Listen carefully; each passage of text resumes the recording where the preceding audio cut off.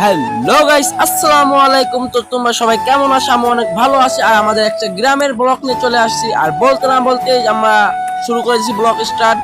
আর যেতে আমাদের এমন একটা পথ নিয়ে যেতে হবে। আর আজকের ব্লগটা হচ্ছে মূলত আমাদের পাশের একটা এলাকা, মানে বৃষ্টি হলেই এত পানি হয়, মানে ঘরে উঠে যায় পানি। আর এটা নিয়ে আমরা আজকে ব্লগটা মূলত নিয়ে আসছি। আর দেখেন, বলতে না বলতেই মানে এটার একটা প্রভাব চলে আসছে, এই তো কিছুই না। আর এখানে ছোট ভাইরা মাছ মারছিল, তাদের কাছে যে মাছ পাচ্ছে কিনা, তারা বলে না পাচ্ছি না, এখানে মাছ পাওয়া না। আসলে এখানে কি আর মাছ পাওয়া যায়? তাদেরকে আর বোঝানো যাবে না। আর আমরা এভাবে হাঁটতেছি, আপনারা দেখতেই থাকতেছেন যে এলাকায় কেদা কত হয়েছে, কাদাগুলা। আর এভাবে আমরা যাচ্ছি, আর যেতে না যেতেই মানে আমরা খুব কাছাকাছি চলে আসি ওই এলাকার। নাই দেখেন প্রভাব একটা দেখেন। আর এখানে এটা মূলত কুষ্টিয়া কুমারখালী এর ভিতরেই পড়ে এটা। আর দেখুন আমরা যাচ্ছি, কুমারখালী হয়েছে।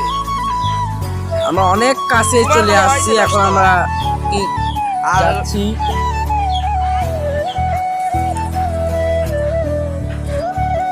আর এই তো আমরা চলে আসছি এখন। আর এই দেখুন সেই জায়গাটা, আমরা ভিডিওটার সাথে থাকুন, অনেক জিনিসপত্র দেখে অনেক কিছু দেখতে পারবেন আপনারা। ভিডিওটার সাথে থাকুন, খালি খালি একবার ভিডিওটার সাথে থাকুন। দেখেন জাস্ট পানি কত, এখনই পড়তাম, বাঁচতেছি, আল্লাহ বাঁচাইছে। আর এই যে এই দেখেন একটা বাড়ি, আর এখানে পানি কত। এই সব এলাকার মানুষ যে কিভাবে বসবাস করে। এখন আমরা আর এখানে আমি লাভবো একবার, এখানে দেখবো, এই যে লাভে এখন দেখুন জাস্ট হাঁটু পর্যন্ত পানি গাইস, হাঁটু। এই এখানকার মানুষ বসবাস করে কেমনে ভাই? এখানে বেশিক্ষণ থাকা যাবে না, কারণ সাপ কামড় দিতে পারে, কারণ এখানে সাপ পোকা বেশি, এগুলো বেশি থাকে।